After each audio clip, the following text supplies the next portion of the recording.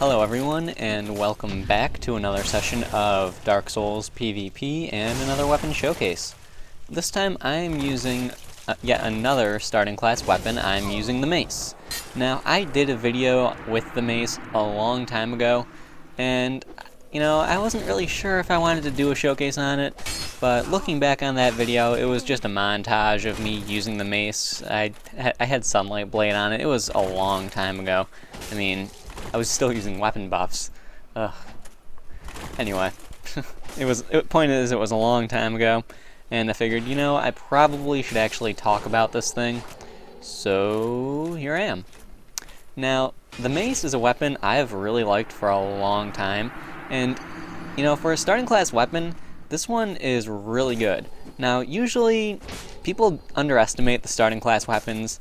I mean, the longsword's a starting class weapon, the mace is a starting class weapon, the hand axe is a starting class weapon, and people underestimate those things all the time. They do not expect them to be as dangerous as they are in PvP. So, I guess that's one thing I kind of like about it. People just don't expect it, so it really throws them off. I had a few people message me being completely amazed that I killed them with the mace, so it's interesting when you get messages like that, I guess. Anyway, the Mace. The Mace is a hammer class weapon. It weighs 4 units, which is, it's relatively light. It's a light weapon. It's very good for a weapon that does so much damage to poise. It has an A scaling in strength and requires 12 strength in order to wield. So, yeah, that's the Mace. Now, the biggest pro of this weapon is its ability to stun. I mean, seriously, this thing does work. It just breaks poise like nothing else. It's great, and that's a typical hammer class pro, but it's still something really worth mentioning because, wow. Okay then, just start tripping over my words. I swear I haven't been drinking anything or anything. I'm in a perfect state of mind, kinda. The Mace, its ability to stun is fantastic. When you get someone, they can be stun locked really easily. The R2s are somewhat more situational. They're really good if you start sort of R1 spamming and someone expects you to keep doing that, and they go for a parry and then they miss it because you did an R2. Or if someone is rolling close to you or you're going for a wake-up hit, you can just stand over them, do an R2. Chances are they will dodge right there.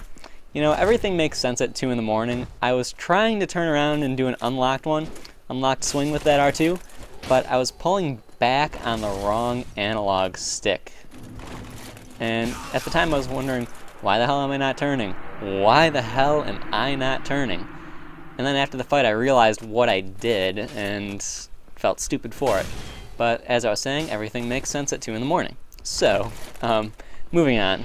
Other pros of the weapon, in addition to its ability to stun, you've got the fact that people really underestimate it. That's a good pro. People do not expect this thing to be good. So they're willing to occasionally take a hit from it because they don't expect it to be good. Another good thing about that R2, actually, that I forgot to mention, if you're aiming for someone who is starting to roll around close to you, chances are you're going to hit an instability frame and do a bit extra damage. I think I ended up hitting almost 600 damage at one point by hitting an instability frame with it. It's something you don't really want to mess around with. I know the attack seems pretty much useless, but it's really not at times. It's situational, really.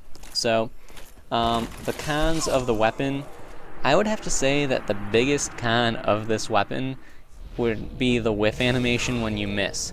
And even that can be a good thing at times because you can use it to bait people into attack. Now, I don't actually do it, I don't think I actually do it in any of these fights in the video, but I have done it on occasion.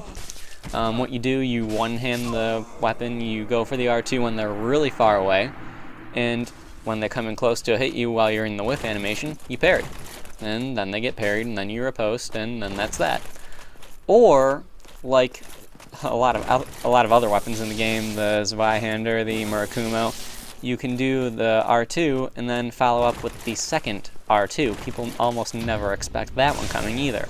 And with a weapon that does so much damage to your poise, or to your opponent's poise and stamina and all that, it's not something they want to get hit by.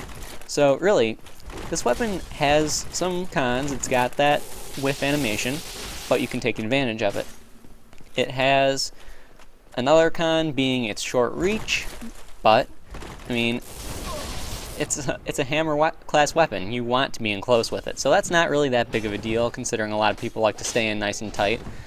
Spear users are an exception, but there's always an exception, so whatever.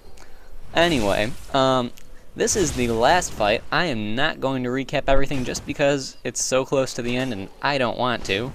Yeah, that's pretty much everything I have to say. I might have forgotten a few points, but I will make sure to mention them in the comments if I remember anything.